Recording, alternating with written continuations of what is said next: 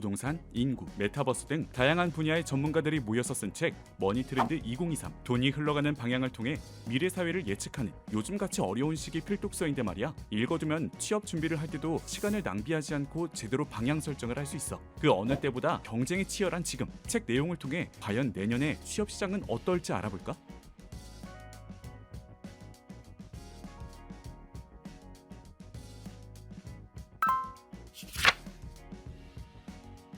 삼성, SK 등 국내 10대 그룹이 앞으로 5년간 33만 명을 신규 채용하겠다고 했지만 그렇다고 취준생이 원하는 일자리에 취업하긴 쉽지 않아. 올해 통계청 조사에 따르면 최종 학교를 마치고 취업하지 못한 30세 미만 청년은 133만 명, 이 중 2년 이상 취업하지 못한 장수생은 35만 명으로 7년 만에 최고 기록을 달성했지. 문제는 평균 연봉이 거의 2배씩 차이 나다 보니 다들 중소기업이 아닌 대기업을 선호한다는 것. 전 세계적인 경기 침체, 전문가들은 한국도 올해와 내년에 걸쳐 엄청난 불황이 올 거라고 예측. 투자로 돈을 벌기 힘드니 어떻게든 연봉을 높이고자 대기업 문을 두드리는 이들은 더 많아질 텐데 정작 대기업은 경력직을 선호하는 추세잖아. 안 그래도 바늘구멍처럼 좁은 대기업 취업문은 좀처럼 넓어질 것 같지 않아.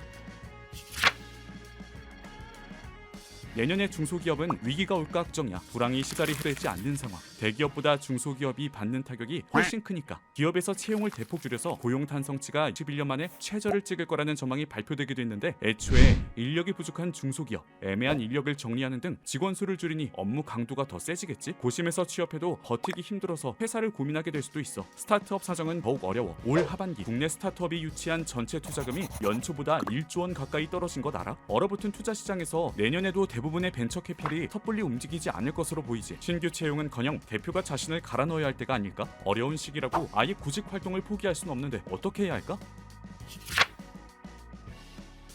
첫째, 불황에도 끄떡없는 회사를 찾기. 꼭 애플 같은 대기업만 준비하라는 건 아니야. 예를 들어 K-팝 산업은 고객들이 충성할 뿐만 아니라 시장이 세계로 넓어졌는데 말이야. 스타트업 중에서도 K-팝 팬덤 플랫폼은 세자릿수 투자금을 유치하며 존재감을 빛냈지. 조급하다고 마구 지원하지 말고 트렌드와 산업, 매출 등을 고려해 탄탄한 회사를 찾아봐. 둘째, 유망한 직업을 준비하기. 뭘 해야 할지 모르겠다면 앞으로 뜰 일자리를 찾아보는 건 어떨까? 실버 산업과 의료 산업은 특히 전망이 밝은데 재취업 준비 등 노후 생활을 설계하는 실버 플래너, 노인, 환자 등을 집에서 돌보는 재택 건강보조원처럼 수요가 점점 늘어날 일에 도전하면 불안한 시기에 걱정이 훨씬 덜할 거야. 셋째, 기술직도 고려해보기. 목수, 도배사 같은 육체노동은 거부감이 된다고? 전문 기술을 다지고 숙련되면 사무직보다 훨씬 많이 벌 수 있다는 점에서 관심을 갖는 MZ세대가 늘고 있어. 물론 아직 안 좋은 인식이 남아있지만 그래서 대기업 취업만큼 치열하게 경쟁할 필요가 없지.